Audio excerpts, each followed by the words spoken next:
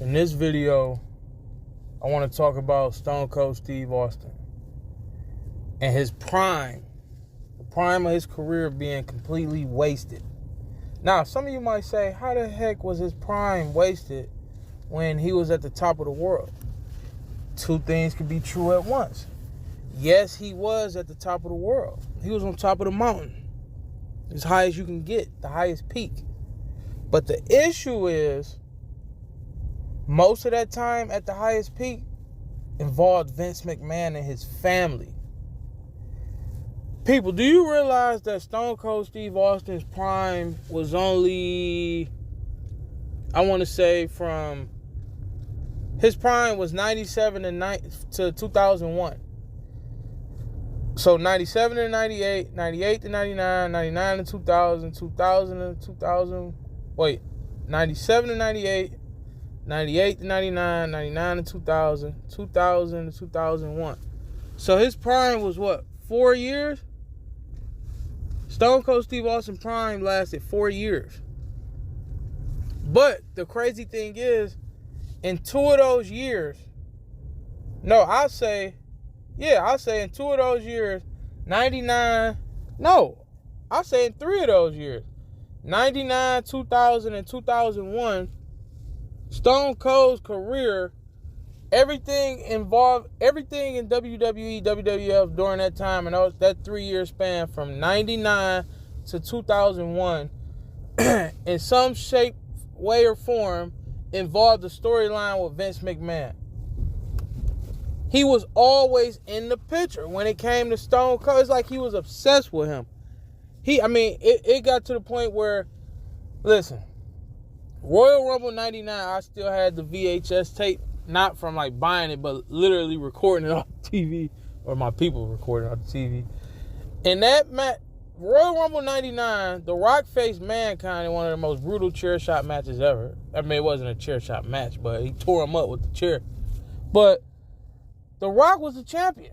That was supposed to be the key contributor to the show. But the show was focused around, the whole pay-per-view was focused around Vince McMahon and Stone Cold. Literally.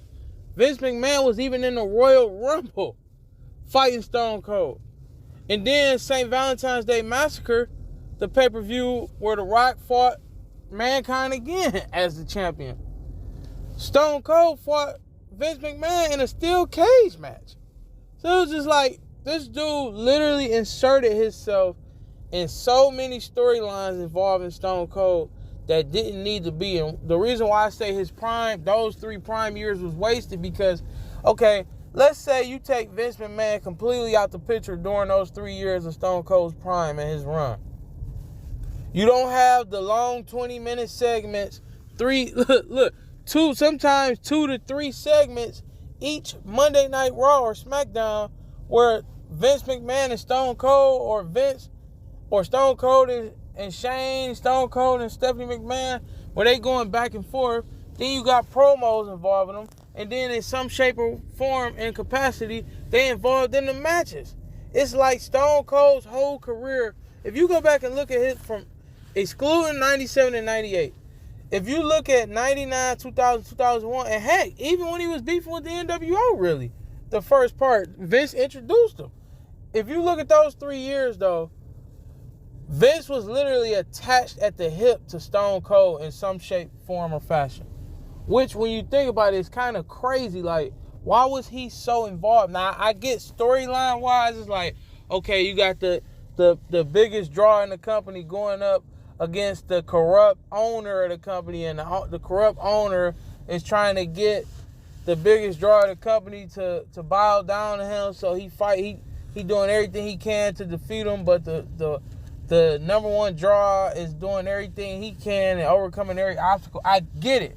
But if you take Vince McMahon out of the Stone Cold storyline, because here's the thing, you can't tell Stone Cold's history without Vince McMahon, which is crazy. Like, if you talk about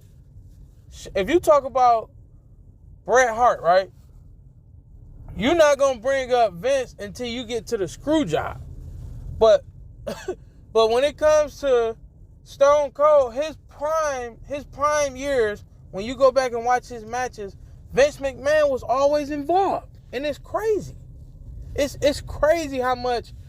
Think about this, right? If you take Vince McMahon out of those prime years of Stone Cold, we just get Stone Cold and other wrestlers. We get Stone Cold versus other wrestlers with amazing promos, amazing segments, no interference from the boss, the owner of the company, or his kids. You just get Stone Cold versus other wrestlers, great promos, great programs built up. And when you look back at Stone Cold's legacy, it's like, wow, Stone Cold, he went toe-to-toe with everybody while he was champion. Like, all his, everything, like, okay, his promos where he talked this stuff, all that still falls in line. But I feel like, personally, it's damaged because Vince McMahon was involved in so much of it. From when Stone Cold was a babyface to when he was a heel, Vince McMahon was involved in all of it in those prime years. It's crazy when you go back and look at it. If you type in Stone Cold Steve Austin right now on YouTube, out of the top 10 videos you see, I guarantee you at least 6 of them, and if it's not a tribute video, I guarantee at least 6 of them gonna have Vince McMahon somewhere in the picture. Somewhere in the video, Vince McMahon is in there, or his kids, or it's a storyline that Vince McMahon was involved in. I feel like his prime, Stone Cold, those 3 prime years was wasted with Vince McMahon being involved in it. Because had Vince McMahon not been involved in those prime years, think about it, people. We get programs, segments, and just straight wrestling with Stone Cold versus opposition. Kind of like how it was with Bret Hart. That Bret Hart rivalry was one of the biggest rivalries, and Vince McMahon wasn't necessarily involved in it.